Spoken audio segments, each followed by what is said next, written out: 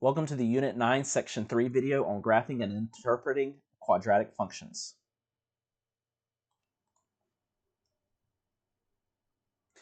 The standard form of a quadratic function can be described as an equation of the form y equals ax squared plus bx plus c. We've worked with this form already quite a bit. Now, the direction of the graph is going to be determined by your a value, your leading coefficient. If your leading coefficient is positive, then the graph will be concave up. If it is negative, then the graph will be concave down. The y-intercept is where the graph crosses the y-axis. It is your value of c. So whatever your value for c is, that is the y value of your y-intercept. The max occurs when the parabola is concave down. The min occurs when the parabola is concave up, and you can get that information from your a value. The axis of symmetry, when you're in standard form, uses the formula x equals negative b over 2a. The axis of symmetry is the vertical line that splits the graph in half. And that axis of symmetry does give you half of your vertex. It gives you the x value of your vertex. You can plug the x value of the axis of symmetry into the equation to find your y value. The vertex is either the highest or lowest point in the graph. It's either your max or your min, depending on the orientation of your parabola. So let's identify each key feature. So for this function, the direction of the opening is concave up because a is positive, a is 2. The axis of symmetry is going to be done using negative b over 2a. In this case, b is 6, a is 2, so we're going to plug those two things in. Get negative 6 over 4, which is negative 3 halves. The vertex can be found by taking the axis of symmetry, the x value for your axis of symmetry, and plugging it in for your x value in your equation. And after a little bit of solving and simplifying, including finding some common denominators, we get y is equal to negative 11 halves. Now remember, this is asking for the vertex, so it needs to be an ordered pair using both your x and y values. And then finally, the y-intercept here is at 0, negative 1, because your c value is negative 1. Your max and min value, you have a min at y equals negative 11 halves, and you can pull that from the y value of your vertex. And it is a minimum because the direction of the opening is concave up. For this example, let's get the direction of the opening. That would be concave down because it is negative in that leading coefficient. The axis of symmetry, take your b and your a values, plug them in, and simplify down to negative 1. Then use that negative 1 in your function to find the y that goes with it, which would be 11 halves. So now we have negative 1, 11 halves is our vertex. The y-intercept is 0, 5, because 5 is your c value. And we have a maximum, since we are concave down, and it is at the y value of 11 halves. To graph in standard form, you're going to find and graph the axis of symmetry, determine and plot the vertex, choose 2 points on one side of the axis of symmetry and plot them, reflect these points across the axis of symmetry, and connect with a smooth curve. So, let's find the properties for this one. The axis of symmetry is negative b over 2a, so we plug in b and a and get 2. The vertex, plug in our 2 from the axis of symmetry for x to get the corresponding y value, so that gives us our vertex. Now let's find a couple of additional points. So since our vertex is along x equals 2, I'm going to use some simple values going to the left of that vertex, starting with x equals 1, and then going to x equals negative 1. I skipped 0 because 0 is easy to get because it's just your y-intercept, which would be 2. And here it is graphed for you.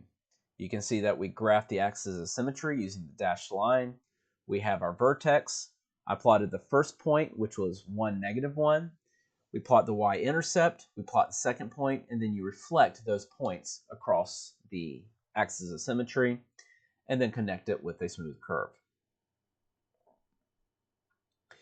For this problem, our axis of symmetry can be found, again, using x equals negative b over 2a, and in this case we get 2.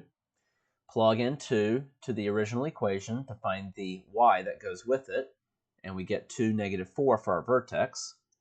And since we use 2 and we have a 1/2 in the front, I'm going to use even numbers here to make sure that we end up with some whole numbers. So I'll start with 0.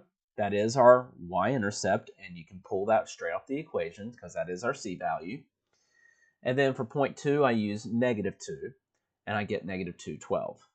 And there is the graph once you have it completed.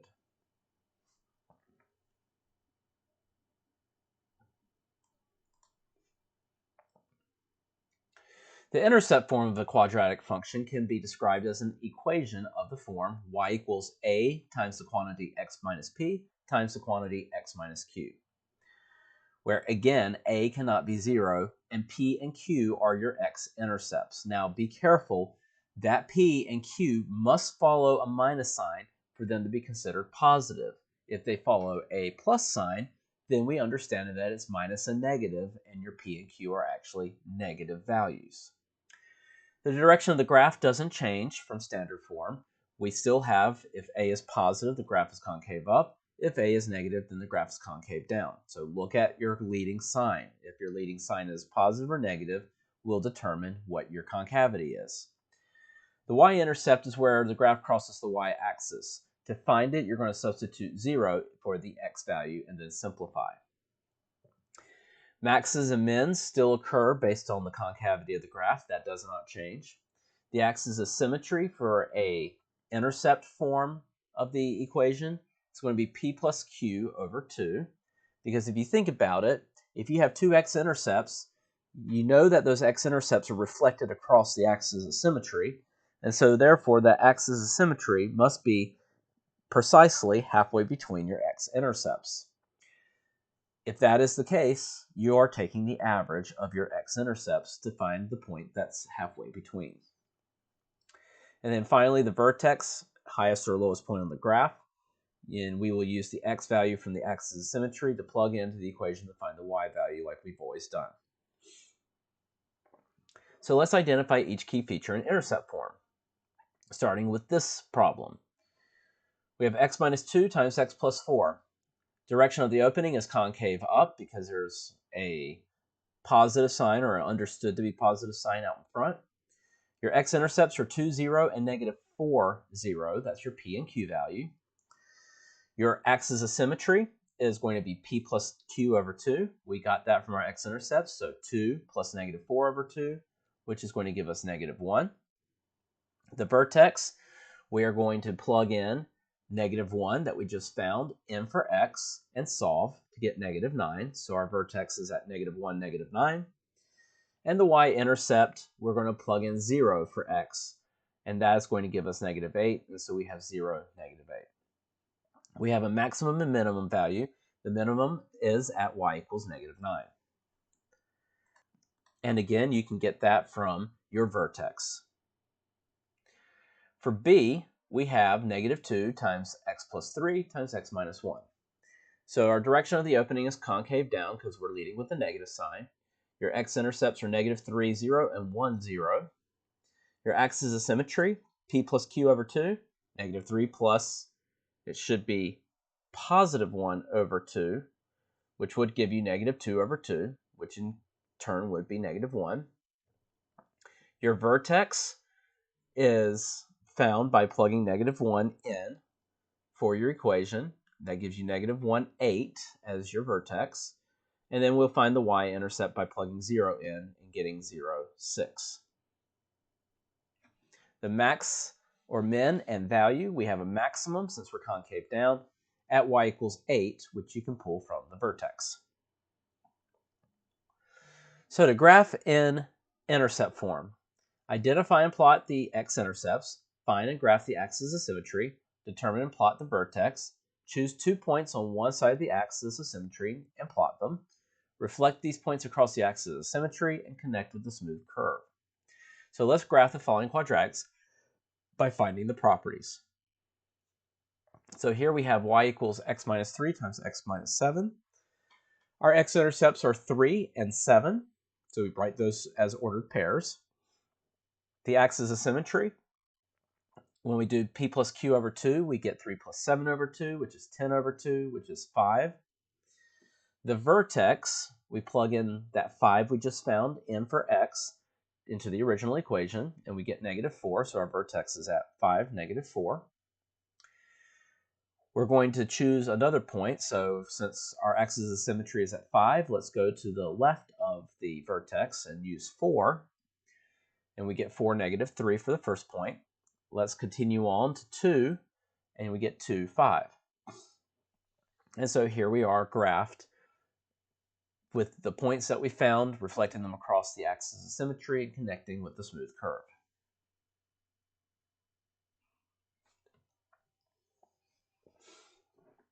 For this one, we know that we have x-intercepts of 5 and -1. Our axis of symmetry is 2 when we do p plus q over 2. Our vertex is at 2, 9, because we plug 2 in for our x and we get 9 as our y, so 2, 9 is our vertex. Then we choose a couple more points. Let's go with 1, which would give us a y of 8, and 0, which would give us a y of 5. We plot those points, reflect them across the axis of symmetry, and connect with our smooth curve.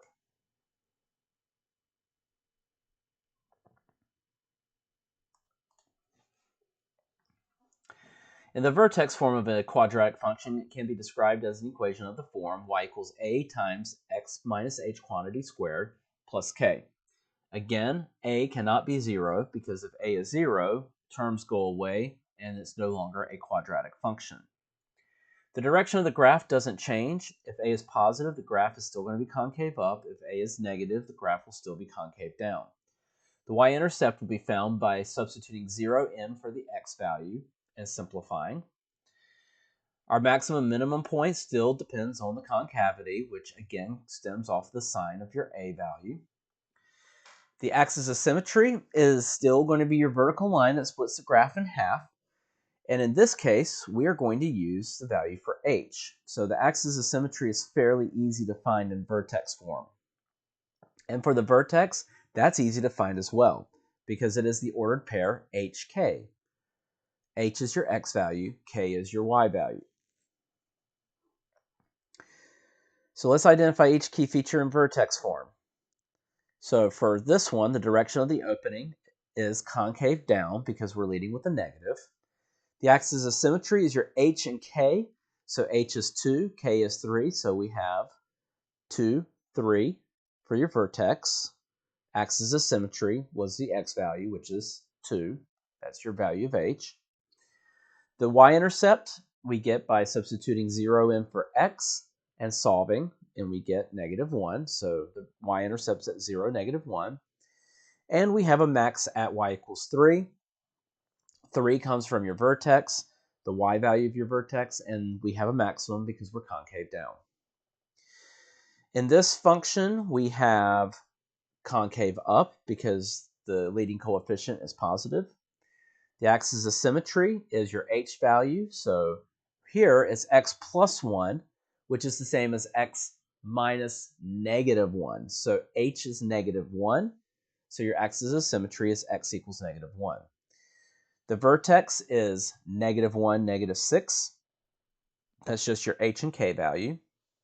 The y-intercept you get by plugging in 0 for x and solving to get the y value, so it's 0, -2. And since we're concave up, we have a minimum at y equals -6. Again, that -6 coming from the y value of your vertex.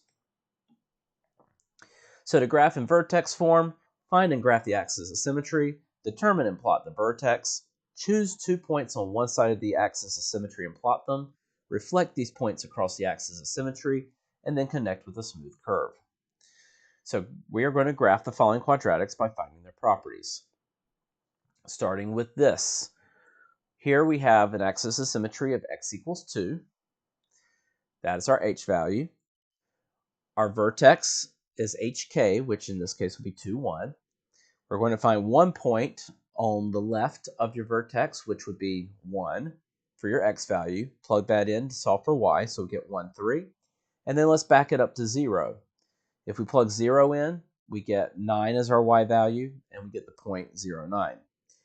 Graph these points, graph your axis of symmetry, and then reflect your points across your axis of symmetry and connect with a smooth curve. For this function, our axis of symmetry is at x equals -1. That is our h value. hk gives us our vertex, -1, -3. Since our vertex x value is -1, let's go to the right and go with 0 to get -6. So 0, -6 is a point. Let's move on to x equals 1 and put 1 in, and we get 1, -15. And then we can graph the points, graph our axis of symmetry, reflect the points, and connect with our smooth curve.